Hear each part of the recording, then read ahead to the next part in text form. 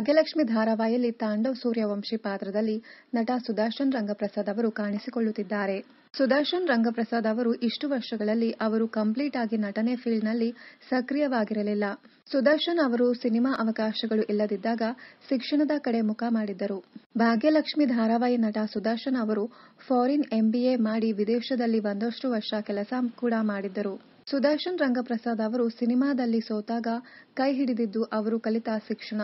ಪ್ರತಿಯೊಬ್ಬ ಕಲಾವಿದರಿಗೂ ಕೂಡ ಸುದರ್ಶನ್ ಅವರು ನಟನೆ ಜೊತೆಗೆ ಶಿಕ್ಷಣ ಮುಗಿಸಿಕೊಳ್ಳಿ, ಬೇರೆ ಉದ್ಯೋಗವನ್ನ ಇಟ್ಟುಕೊಳ್ಳಿ ಎಂದು ಸಲಹೆ ನೀಡುತ್ತಾರೆ. ಸುದರ್ಶನ್ ರಂಗಪ್ರಸಾದ್ ಅವರು ಪ್ರಸ್ತುತ ನಟನೆ ಜೊತೆಗೆ ಸಾಫ್ಟ್ವೇರ್ ಕೆಲಸ ಮಾಡುತ್ತಿದ್ದಾರೆ.